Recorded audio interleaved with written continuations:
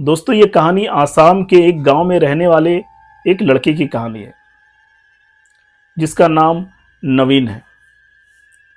नवीन अपनी higher study के लिए दिल्ली जाता है और दिल्ली में एक बड़े कॉलेज में अपना एडमिशन करवाता है। नवीन का पूरा परिवार आसाम में ही रहते थे। नवीन के परिवार में माता पिता, एक छोटी बहन और दादा दादी थे।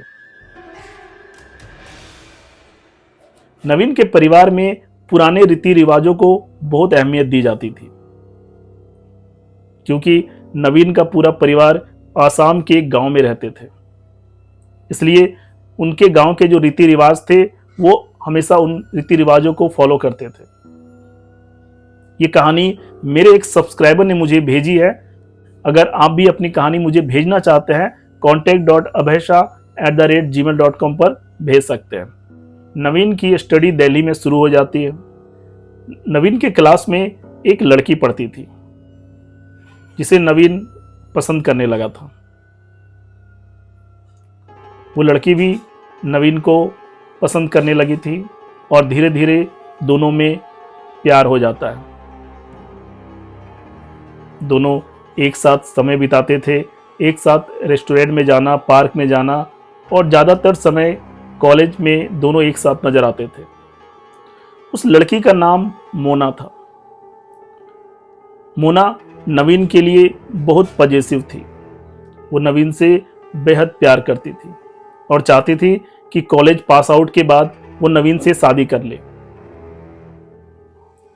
नवीन मोना को बताता रहता था कि उसके गांव के जो रीति रिवाज है वो काफ़ी अलग हैं, जिसकी वजह से हो सकता है कि हमारी शादी ना हो पाए। लेकिन मोना हमेशा शादी के लिए जिद करती थी। वो कहती थी कि हम लोग गांव नहीं जाएंगे, हम लोग यहीं दिल्ली में रहेंगे, लेकिन एक साथ रहेंगे। नवीन कहता है, ठीक है, मैं सही समय देखकर अपने घर वालों से तुम्हारी बात करूंगा। नवीन कॉलेज कंप्लीट करके अपने गांव जाता है और सोचता है कि यही सही समय है, मुझे मोना के बारे में अपने परिवार को सब कुछ बता देना चाहिए। नवीन मोना के बारे में अपने परिवार को सब कुछ बता देता है। नवीन के परिवार वाले गुस्से से आग बबूला हो जाते हैं, क्योंकि नवीन के परिवार में लव मैरिज अलाउ नहीं था। नवीन के परिवार का रीति रिवाज था कि जहां उनके पेरेंट्स चाहेंगे वहीं पर नवीन को शादी करनी होगी। नवीन अपने परिवार वालों को लाख समझाता है, लेकिन वो नवीन की एक नहीं सुनते हैं और कहते हैं कि तुम्हारा दिमाग खराब हो चुका है। हमारे गांव का रीत है, जहां हम चाहेंगे वहीं तुम्हारी शादी होगी, और अगर तुम हमारे फैसले के खिलाफ जाओगे तो तुम्हारा हमारा कोई रिश्ता नहीं रहेगा। नवीन काफी डर जाता है और मजबूर में आकर अपने पेरेंट्स की बात मान लेता है और अपने गांव के बगल के गांव में रहने वाली एक लड़की से शादी करने के लिए तैयार हो जाता है। नवीन सोचता है कि मुझे सारी बात मोना को बता देनी चाहिए। वो मोना को कॉल करता है और सारी बात बता देता है कि मेरी शादी तय हो चुकी है, तो मुझे भूल जाओ। जैसे ही ये बात मोना सुनती है, मोना को बहुत ही बुरा सदमा लगता है और मोना कहती है कि अगर तुम मुझसे शादी नहीं करोगे तो मैं जिंदा नहीं रह पाऊंगी। मोना इस खबर को बर्दाश्त नहीं कर पाती है और अपने घर के छत से कूदकर अपनी जान दे देती है। इधर नवीन की शादी उसके बगल के गांव की एक लड़की रजनी से हो जाती है। नवीन रजनी को लेकर अपने गांव आता है। पहले ही दिन नवीन नोटिस करता है कि रजनी का बर्ताव काफी जाना पहचाना लग रहा था। नवीन को ऐसा लग रहा था जैसे वो रजनी को काफी दिनों से जान रहा है, जबकि रजनी को शादी से पहले नवीन केवल एक ही बार मिला था। रजनी को भी नवीन के बारे में सब कुछ पता था कि नवीन के लाइक्स क्या है, डिसलाइक्स क्या है, हॉबीज क्या है, नवीन को क्या खाना पसंद है, क्या खाना पसंद नहीं है, नवीन कब सोकर उठते हैं, कब रात में सोते हैं, कब स्टडी करते हैं। हर चीज नवीन के बारे में, छोटी से छोटी बात, बड़ी से बड़ी बात, सब कुछ रजनी को पता थी। नवीन बहुत कंफ्यूज भी था कि रजनी को आज तक मैंने बहुत सारी चीजें जो है नहीं बताई हैं, फिर भी उसे कैसे पता है, जबकि हम लोग पहले एक दूसरे को जानते भी नहीं थे। एक दिन रजनी नवीन को नवी बोलकर बुलाती है।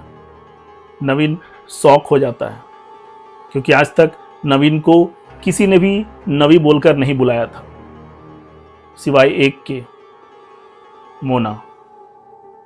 नवीन को समझ में नहीं आता है कि जिस नाम से मुझे मोना बुलाया करती थी, रजनी मुझे उसी नाम से कैसे बुला रही है। नवीन बिल्कुल डर जाता है और रजनी से पूछता है कि तुम्हें नवी नाम किसने बताया। रजनी कहती है, मैं तुम्हें हमेशा से नवी ही बोलती हूं, तुम मेरे नवी हो। नवीन को रजनी के बर्ताव में कुछ अजीब लग रहा था।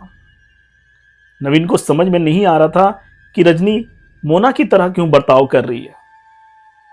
रजनी की हरकतें, रजनी के लाइक्स डिसलाइक्स, रजनी का हर एक्टिविटी मोना की तरह था। नवीन एक दिन फैसला करता है कि वो अपने पेरेंट्स को यह बात बताएगा। नवीन अपने पेरेंट्स से इस बात की जिक्र करता है। नवीन के पेरेंट्स कहते हैं कि मोना अभी क्या कर रही है। नवीन कहता है कि मोना अब इस दुनिया में नहीं है, कि जिस दिन हमारी शादी हुई उस दिन मोना अपने छत से कूदकर जान दे दी थी। मुझे मेरे शादी के कुछ दिन बाद मेरे कॉलेज फ्रेंड्स ने मुझे बताया।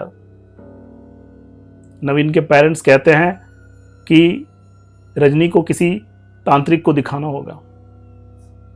फिर नवीन के पेरेंट्स रजनी को एक तांत्रिक के पास लेकर जाते हैं,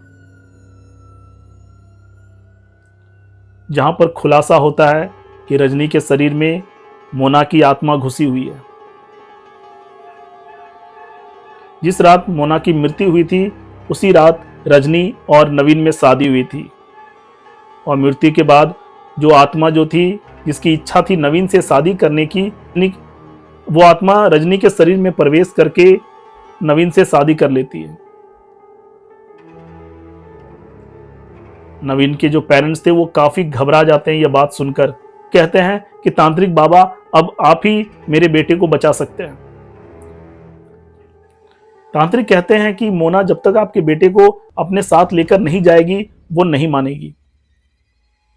नवीन के पेरेंट्स बहुत बुरी तरह घबरा जाते हैं और कहते हैं कि तांत्रिक बाबा, आप ही कुछ मदद कर सकते हैं, प्लीज मेरे बेटे को बचा लीजिए। और मोना से रिक्वेस्ट करता है कि वो रजनी के शरीर को छोड़ दे और दोनों को खुशहाली के साथ जीवन बिताने दे। उसके बाद तांत्रिक अपनी तंत्र विद्याओं से मोना को रजनी के शरीर से बाहर निकाल देता है और रजनी बिल्कुल नॉर्मल हो जाती है। फिर सभी लोग घर चले आते हैं। फिर नवीन देखता है कि रजनी के बर्ताव में अब बिल्कुल परिवर्तन आ चुका था। रजनी अब बिल्कुल अनजान की तरह बर्ताव कर रही थी। नवीन को भी समझ में आ जाता है कि अब सब कुछ सही हो चुका है, लेकिन दिल ही दिल में नवीन काफी पछता भी रहा था कि उसकी वजह से मोना की जान जा चुकी थी। नवीन इस पश्चाताप के लिए वो रोज मंदिर जाकर भगवान से माफी मांगता था। तो दोस्तों, ये इंटरेस्टिंग कहानी आपको कैसी लगी एक कमेंट के माध्यम से जरूर बताएं। Thank you.